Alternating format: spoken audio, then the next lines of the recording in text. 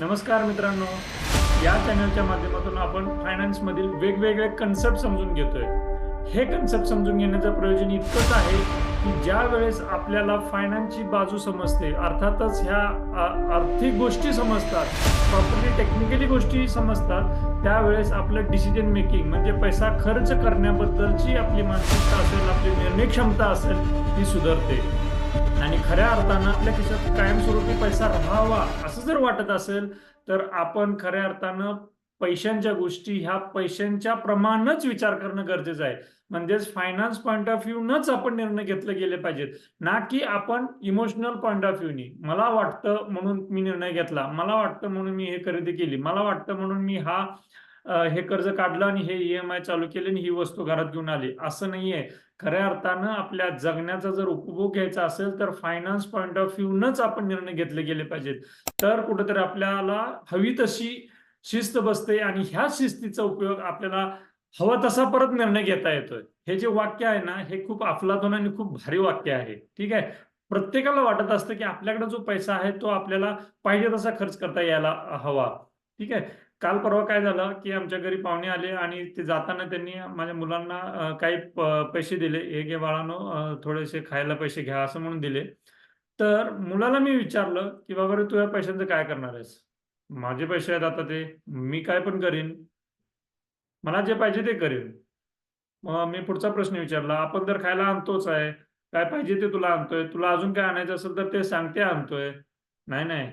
माझे हे पैसे आहेत. मी काय पण करेन त्या पैशांचं." असा त्याचा मला प्रतिवाद होता. यावरून मला थोडंसं असं वाटलं, की याच टॉपिकवरती थोडासा आपण व्हिडिओ बनवावा. कारण आता आपल्या महाराष्ट्रामध्ये ज्या गव्हर्नमेंटनी एक स्कीम लागू केलेली आहे, ती आहे लाडकी बहीण योजना. मग आता ह्या लाडकी बहीण योजनेच्या माध्यमातून आज आपल्याकडे घराघरात महिन्याला ₹1,500 जमा होत आहेत. आता हे ₹1,500 पण त्याच इंटेन्शननं आपल्या घरी येतात. आपल्या बहिणी असतील, अ, महिला मंडळ असतील, ह्या सगळ्यांना हे पैसे पाहिजे तसे खर्च करायला मुभा आहे.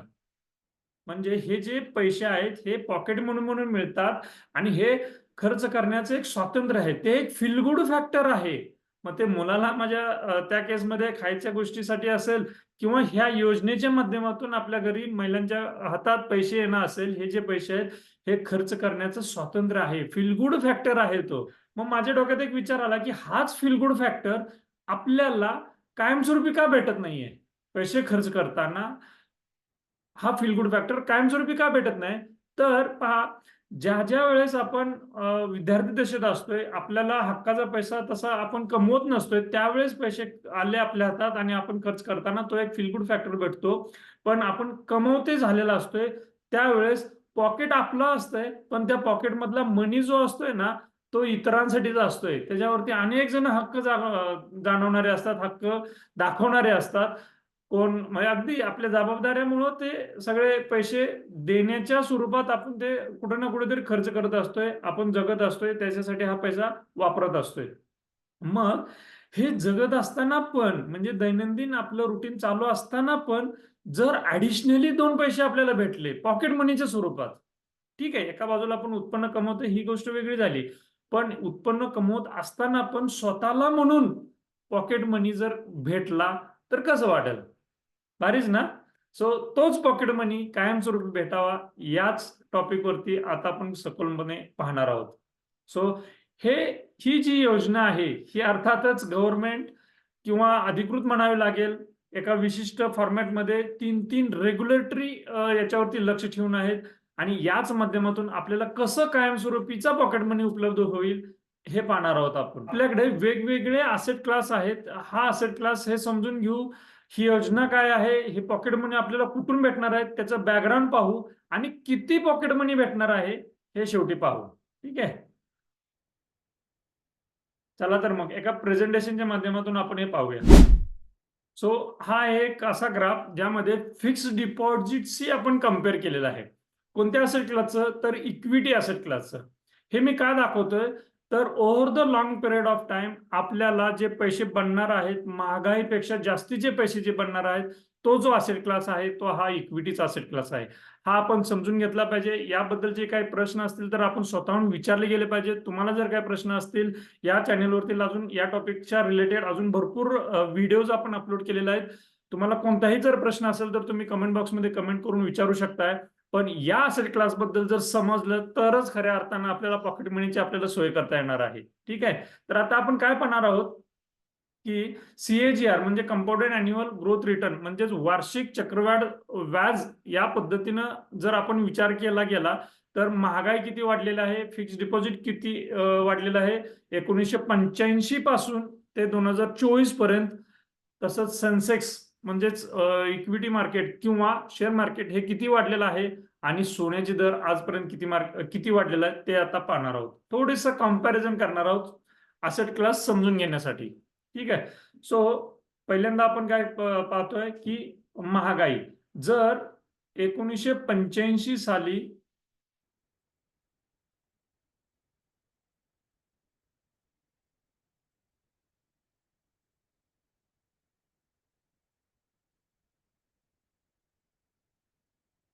जर 1985 साल हे जर सुरुवात म्हणून जर पकडलं असेल तर सुरुवातीपासून आजपर्यंत इन्फ्लेशन जे आहे, महागाई जी आहे ते 7.4% आहे.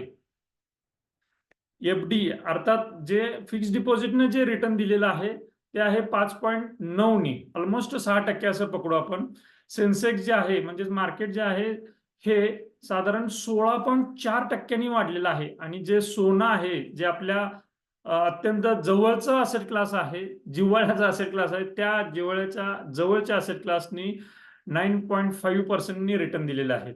सो हे जर पाहिलं तर ₹0 जर आपण मान्य केलं की 1985 साली आहे तर त्याचे ₹370 बनतात 2024 साली. तसंच ₹34 बनतात.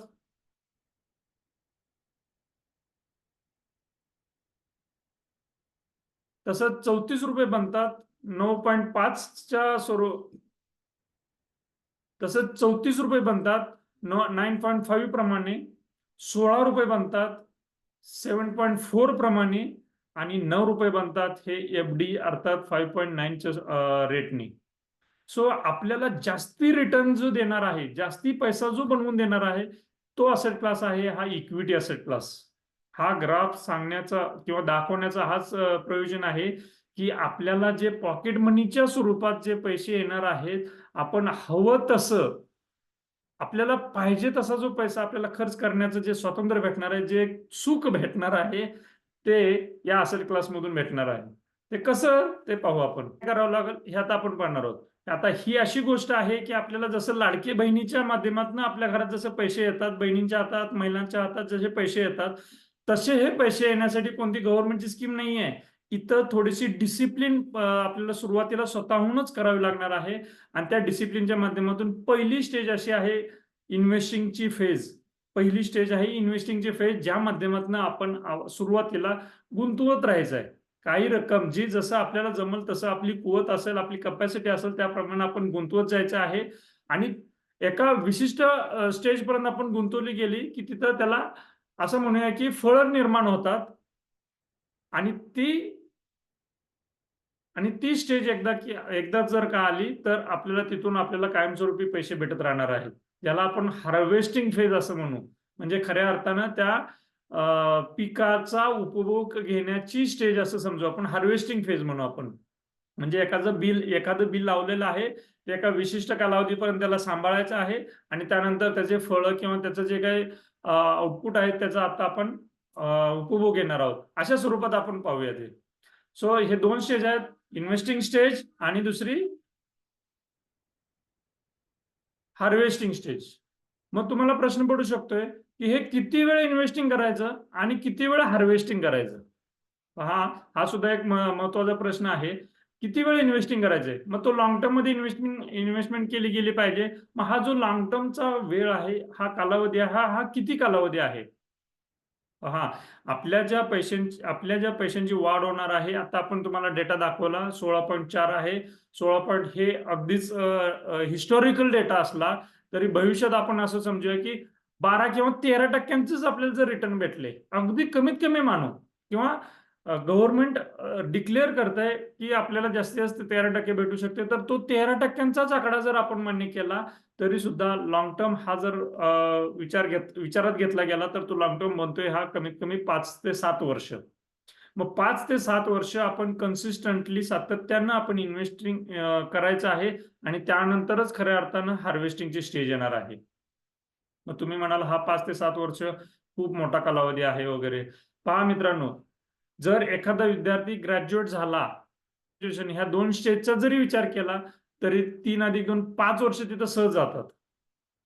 आणि शेतकऱ्यांचा आपण विचार करू. शेतकऱ्यांचं एखादं पीक जर असेल, साधं मोस्ट पॉप्युलर पीक ऊस ऊस जरी आपण घेतला गेला, ऊसाचं जरी उदाहरण घेतलं गेलं तरी ऊस पूर्ण त्याची सायकल व्हायला 12 ते 18 महिने लागतात. काही केसमध्ये 2-2 वर्ष जातात. पूर्ण त्याचं बिल वगैरे ते सगळं शेवटचं बिल येईपर्यंत 2-2 वर्षांचा कालावधी जातो जास्तीत जास्त.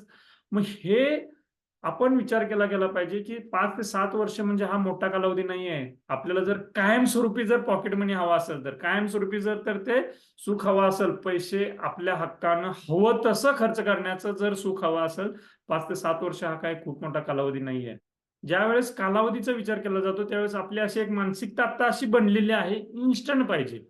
म्हणजे जॉब लागला, आपल्या घरात एखादी वस्तू काय आणायची असेल तर इन्स्टंटली आपल्याला आपण कर्ज काढतो आणि ती वस्तू आणतो आणि ईएमआय चालू होतो. मग आपण ती जी सवय लागलेली असते त्या ईएमआयच्या चक्करमध्येच आपण अटकतो. मग होतं काय की आपल्याला खिशात पैसे खर्च करायला शिल्लक राहत नाहीत. मग ही जी सवय आहे ही कुठेतरी आपल्याला थांबवायची आहे. आपल्याला वस्तू आणायच्या नाहीयेत असं नाहीये. वस्तू आपल्याला आणता आल्या पाहिजेत, त्या आपल्या घरात उपभोगता आल्या पाहिजेत, पण ते कधी थोडंसं डिसिप्लिनच्या माध्यमातून आपल्याला ते करता आलं पाहिजे. मग डिसिप्लिन करायची काय? डिसिप्लिन निर्माण करायची म्हणजे काय करायचंय? तर सुरुवातीला इन्व्हेस्टिंग करायचंय, थोडे दिवस करायचं आहे.